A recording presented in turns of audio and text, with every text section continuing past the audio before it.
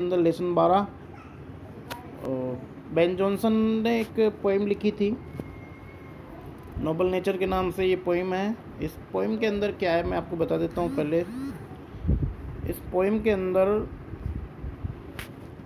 एक मनुष्य का जीवन किस तरह से परफेक्ट हो सकता है और मनुष्य के जीवन को किस तरह से महान बनाया जा सकता है और किसका आधार उसकी महानता का है, उसके बारे में ये पोइम जो है वो प्रकृति से दो उदाहरण लेके, इसलिए अपन ने यहाँ पे नेचर शब्द का जो है यूज किया है कि प्रकृति से उसने, नेचर माने, नेचर का मतलब दो मीनिंग से होता है। नेचर का मतलब होता है प्रकृति, नेचर का मतलब होता है स्वभाव, यानी मनुष्य का जो स्वभाव कि उसका नेचर कैसा है वो भी एक स्वभाव है। और नेचर प्रकृति, नोबल का मतलब होता है आदर्श, श्रेष्ठ, आदर्श, श्रेष्ठ, उत्कृष्ट, यानी कि महान प्रकृति या यूँ कह लीजिए कि महान स्वभाव जिस व्यक्ति का है वो किस तरीके से हो सकता है। वो इसलिए उस नेचर यानी कि प्रकृति से दो उदाहरण लिए हैं इसने, एक ओक का, एक लिली का। ओक एक पेड़ होता है जो काफ़ी वर्षों तक रहता है जिंदा, यानी कि, लेकिन उसके फल फूल और छाया इस तरह के फ़ायदे जो हैं वो लोगों को नहीं मिलते हैं, राहगीरों को नहीं मिलते हैं। तो इसलिए उसके जीवन को कभी कहता है ऐसा जीवन निरर्थक है, उसके जीवन का कोई मतलब नहीं है। इसकी तुलना वो एक दूसरे पुष्प से करता है जो लिली है। लिली जैसे आपने कुमुदनी का नाम सुना होगा, वो भी इसी प्रजाति का एक पुष्प है, कुमुदनी।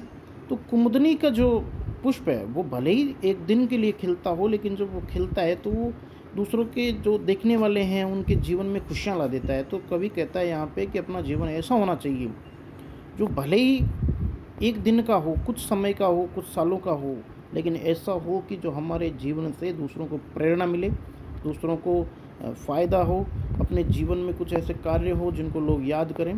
तब कभी कहता है कि मनुष्य का जो जीवन है उसको वर्षों में नहीं मापा जाकर कार्यों में मापा जाना चाहिए। तो चलिए स्टार्ट करते हैं इस पोइम को। आपको टेक्स्ट वाइज देखिए। It is not growing like a tree in bulk doth make man better B.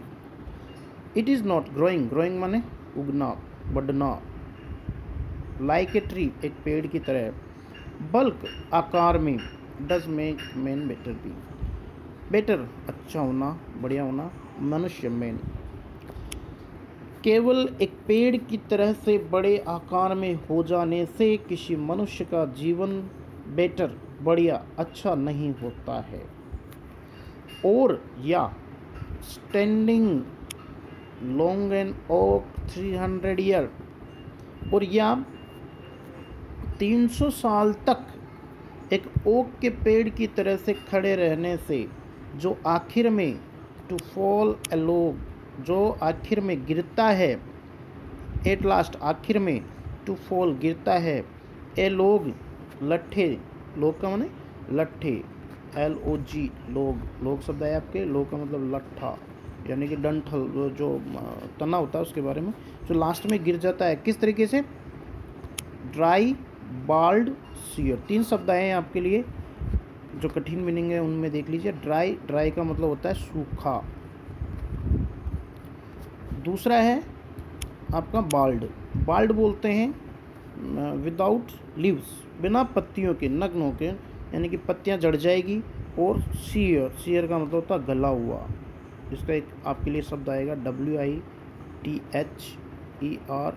Withered, उसको बोलेंगे गला हुआ, WITHERED, विदर्ड, यानी कि सड़ गल करके, सूख करके, बिना पत्तियों के लास्ट में गिर जाता है। इस तरह का जीवन जो है वो अपना नहीं होना चाहिए। तो कैसा होना चाहिए? दूसरा उदाहरण देखिए आप, a lily of a day a fair far in, उससे अच्छा तो एक लिली का जीवन है, और उससे जो कहीं अच्छा, फेयरर फार, फेयरर, फेयरर माने अच्छा, फार बहुत अच्छा, और ज़्यादा, यानी कि बहुत अच्छा जीवन है लिली का, जो although it fall and die that night, यानी कि ये एक दिन में इसका पुष्प खिलता है और उसी दिन जो है ये मुरझा जाता है, यानी कि वो फूल उसी दिन खत्म हो जाता है। It was the plant and flower of light, flower of light, यहाँ पे लाइट शब्द का मतलब होता है रोशनी। यहाँ पे लाइट शब्द का मतलब है प्रसन्नता, यानी कि भले ही एक दिन के लिए पुष्प खिले लेकिन वह प्रसन्नता दे जाता है, खुशियाँ दे जाता है, देखने वाले को आनंदित कर जाता है। तो इस तरह से जो अपना जीवन है वो जीवन इस तरह का होना चाहिए कि भले ही एक दिन का हो लेकिन वो खुशियाँ दे जाए, प्रकाश फैला जाए, रोशनी कर जाए, आनंद दे जाए, बजाय इसके कि भले ही 300 साल तक जीवन रहे ओक की तरह लेकिन उसके जीवन का कोई मतलब नहीं है। आगे देखिए, in small proportion we just beauty see and in short measures life में परफेक्ट बी।